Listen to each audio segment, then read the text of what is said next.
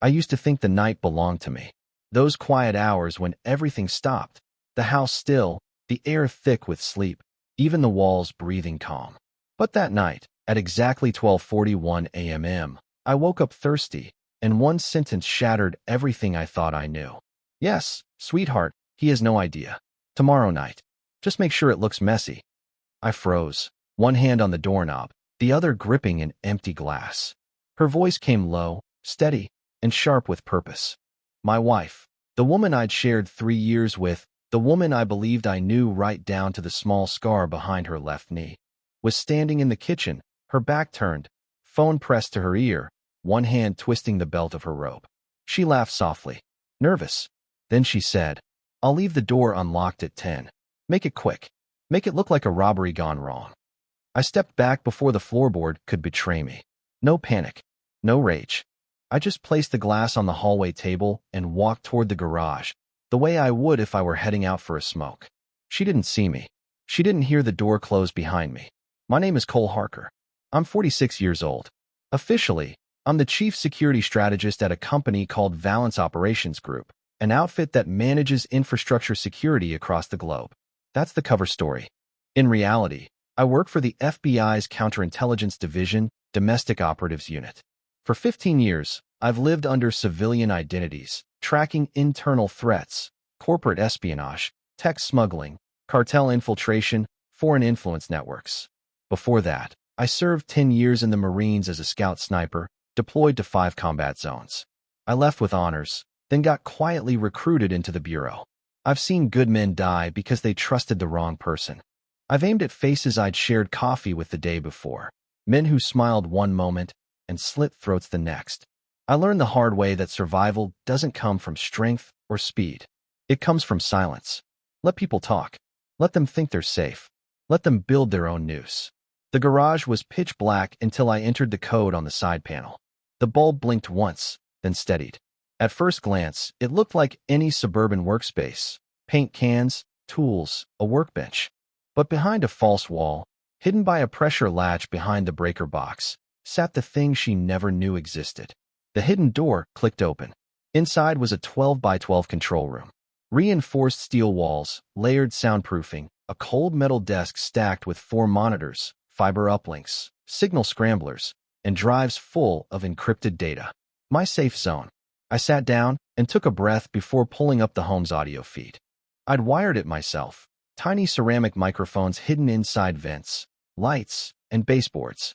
I scrubbed back 10 minutes and hit play. Yes, sweetheart, he has no idea. I closed my eyes. I wasn't focused on the words. I was listening to the tone, the same one I'd heard in interrogation rooms. The tone of people who lie for a living. It had that mix of nervous confidence and quiet malice that gives them away every time. When she hung up, I switched to the kitchen camera. Her fingers moved fast across her phone screen. I traced the number in real time, running it through a burner system. The match came back in seconds. A prepaid registered 3 towns over, with ping data bouncing off towers known to service the Nahara cartel network. Smuggling, extortion, enforcement. I'd seen their handiwork before. Cleaned up after it, too. I watched her pour herself a glass of wine, sit on the couch, and smile. That smile used to melt me. Now it made my pulse drop to ice. She thought I was just another desk worker. A guy who brought home takeout, forgot birthdays, paid bills, and lived an ordinary life. She didn't know there was a safe under the garage floor holding a rifle case with custom M118 rounds, the same one I'd used in Jordan. She didn't know that I designed this house to be defensible in under 2 hours. Every room mapped for sightlines and entry routes. Every lock and latch positioned by intention. She didn't know I'd been preparing, not out of paranoia, but out of reflex. You don't unlearn 30 years of watching for danger. You count steps while brushing your teeth. You notice reflections in glass. You can't turn it off just because you signed a mortgage. I watched her drain her wine and go to bed. She left the back door unlocked. She didn't have to lock it. She thought she'd cleared the path for them. One mistake. She thought she'd married a civilian. I opened the safe, lifted out the case, and assembled the rifle. Each part slid into place with a precision my hands still remembered. "Make it messy, huh?" I whispered. "You'll get your mess." They say the cruelest betrayals don't come with shouting. They arrive in silence. And when it happens, You don't hear your heart break. You just notice the quiet deepen. Too quiet. The night after I overheard her, I didn't sleep. I didn't drink. I didn't even move much. I sat in that surveillance room and drifted back to the Karangal Valley, 2006. That place was never still. Even the air felt alive, like it wanted to kill you. The heat clung to your skin. You'd sit for hours without blinking, waiting for something to shift, a leaf, a shadow, a breath, and when it did, you had half a second to decide if it justified pulling the trigger. I remember the first time I waited too long. 2 of my guys bled out in the mud because hesitation owned me. Out there, a second of doubt can get you killed. That day, I made a promise. Never wait to be betrayed. I carried that vow into the bureau. The ghost came with it. Over the years, I just got better at recognizing them. Different uniforms, different accents, same hollow stare. When I met her, I was undercover, posing as a private contractor for Valence Ops, part of the Bureau's embedded civilian network. She worked as a systems analyst, brought in to rebuild our logistics interface. Smart, focused, with that kind of warmth that catches you off guard. She drank her coffee burnt and black, said her last boyfriend scammed her with crypto, so trust wasn't something she gave away easily. Looking back, I should have caught the irony. But I was tired of masks, of deception, of pretending every handshake was a test. She made me think maybe I could hang the rifle on the wall and finally walk away from all of it. She even laughed the first time she noticed the scar above my collarbone. Said it looked like a Nike swoosh. Just do it, she whispered and kissed it. I thought it felt like peace. Turned out, it was surrender. The cracks showed slowly. The calls she took behind closed doors. Her voice dropping too low. The weekends with her sister that started to sound rehearsed. Questions about my accounts, my passwords, my retirement plan. I brushed it off. Told myself I was seeing ghosts, leftovers from old missions, old paranoia. But sometimes, the shadows aren't in your head. Sometimes, they're standing right next to you. At 4:12 a.m., I pulled out 2 burner phones, one from a vent, one from the attic. No digital trail, no fingerprints. Each one tied to a different false identity. I sent short messages to 2 bureau contacts I trusted. Didn't explain everything, just the essentials. Possible breach.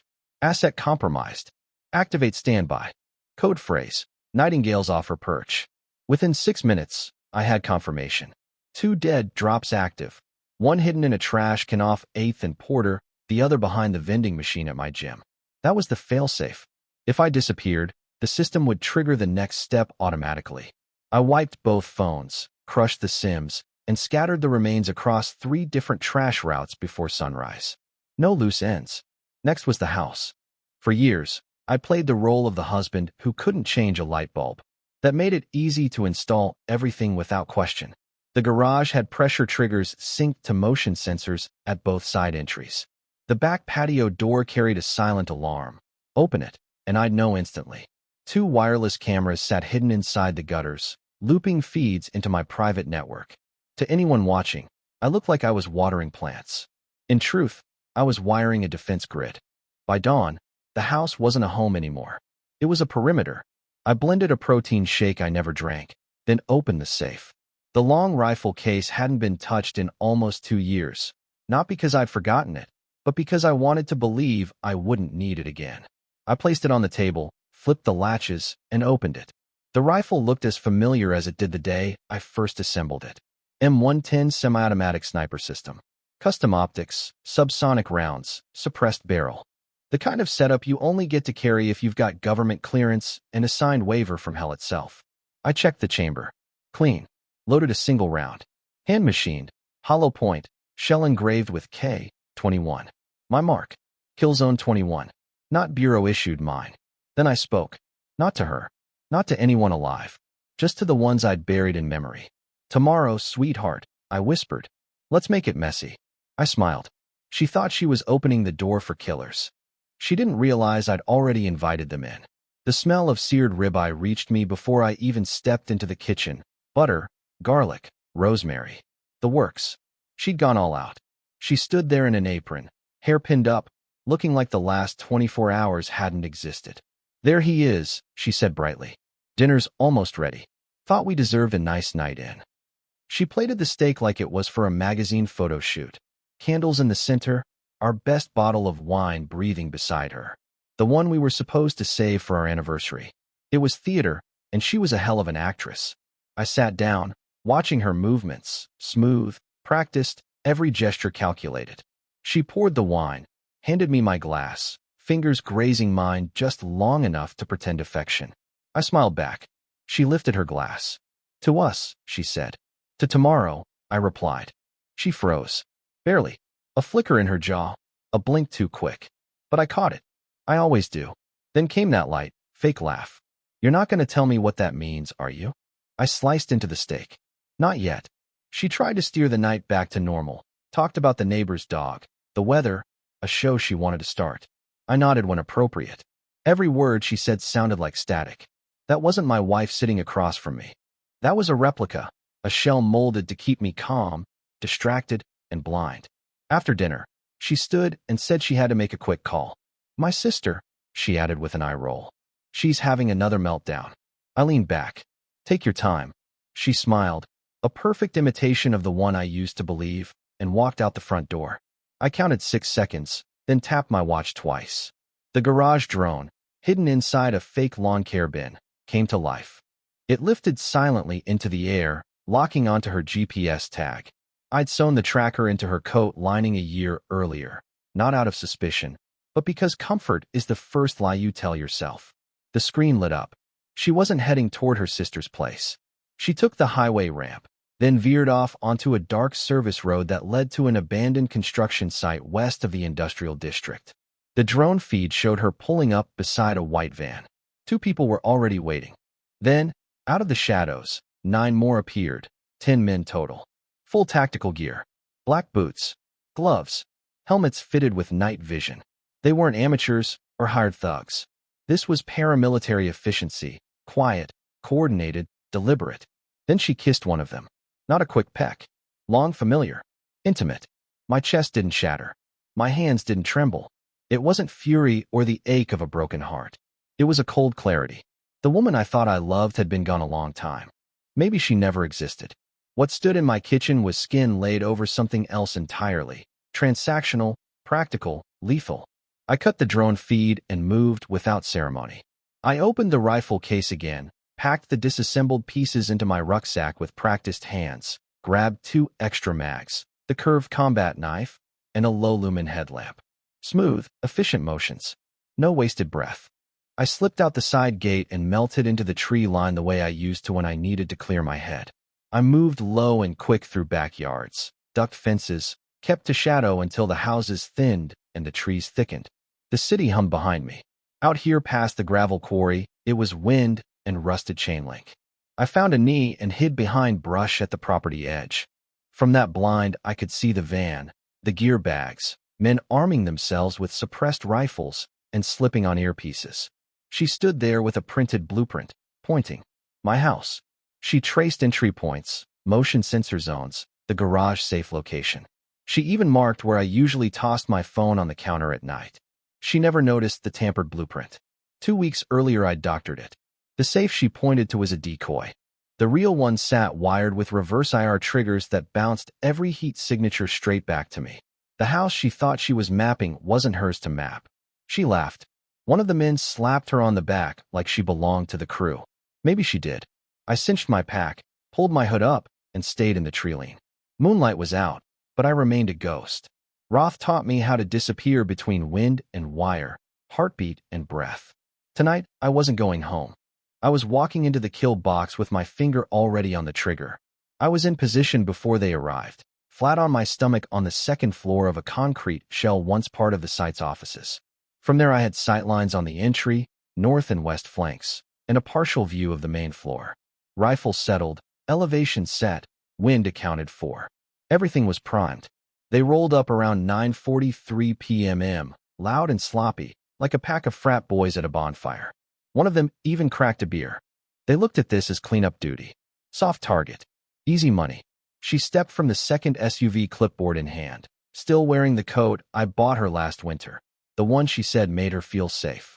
She called them over and pointed at the rough blueprint. Through the parabolic mic I could hear her, confident, commanding. She was the asset handler, not bait. There's a hallway entry here. she said, tapping a corner. He usually sleeps facing the door. Silencer rounds to the head and heart. Leave it messy.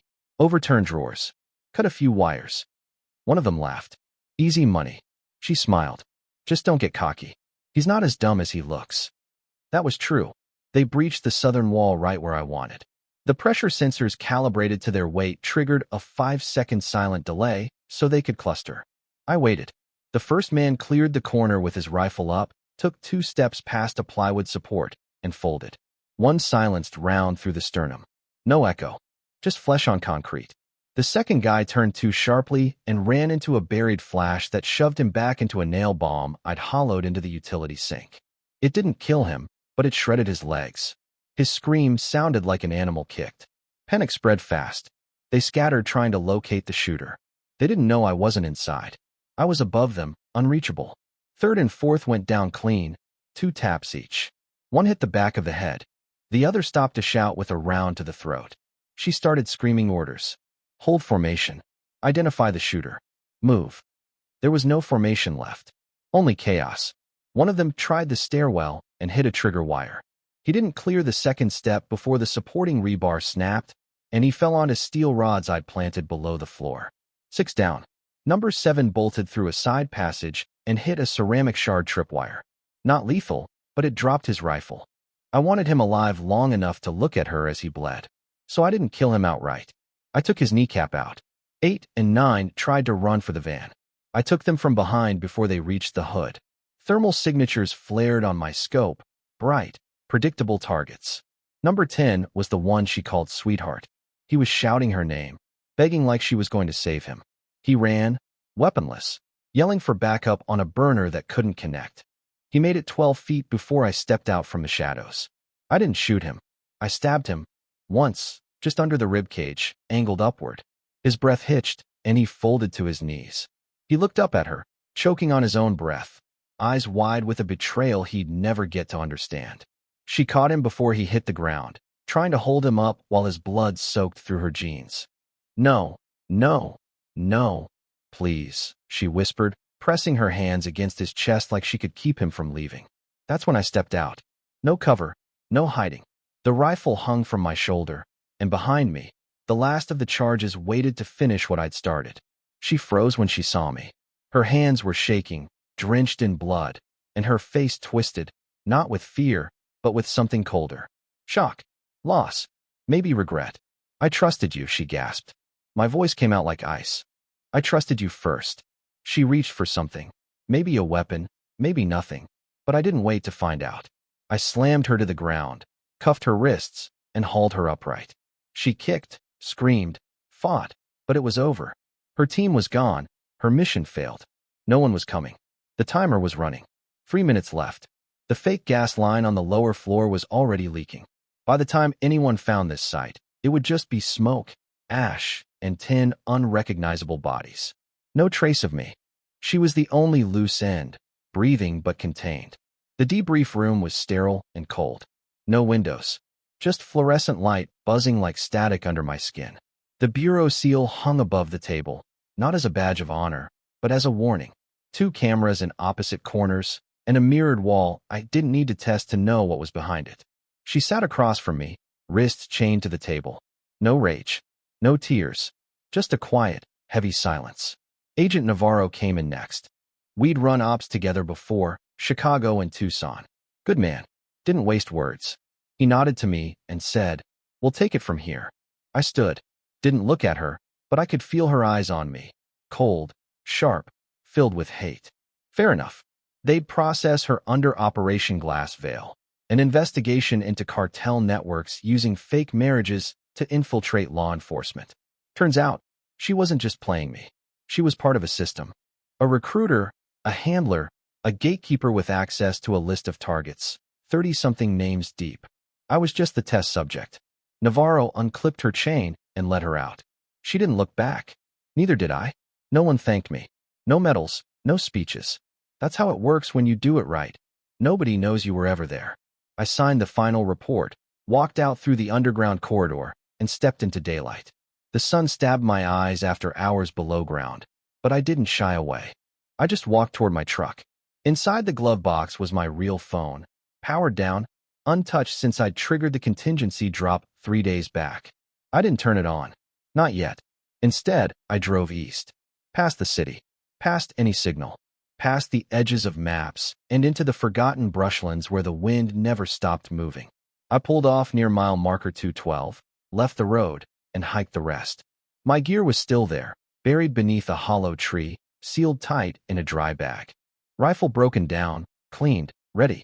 My hands moved through the motions like they'd never forgotten how. Camp setup was quick. No fire. No lights. Just the bare ground and a stretch of stars above that didn't ask questions. I sat there, alone, with no orders and no adrenaline. Just quiet. From my jacket, I pulled a small notepad. No markings, no name. Only blank pages where I wrote things I couldn't say aloud. I took the pencil and wrote. I never needed vengeance. I just needed to be seen. Then I paused and added, and now I've disappeared again. Just how I like it. I tore the page out, folded it, lit a match, and watched the paper curl as it burned. When the flame reached my fingertips, I let it go and watched the ash scatter. There's an old saying in training, ghosts don't come back. We fade, and after a while, we forget how to live in the light. I used to think that was cynical. Now I understand. It's just the truth. I lay back with my rifle beside me, eyes on the stars. Somewhere far away, she sat in a real cage this time. Interrogations. Processing. Endless rooms that smelled like bleach and regret. She'd stay there. I wouldn't check on her. Wouldn't even ask. Because this was never about her. It was about what comes after. The silence. The stillness between missions. Between identities. Between ghosts. Just before dawn, I stood, slung my pack, and turned toward the hills. Nobody knew what I'd done. Not really. Not even the Bureau. And that's how it needed to be. Tomorrow, there'd be another file. Another name. Another mask to wear. But tonight, for a few quiet hours, I was nobody. And I liked it that way.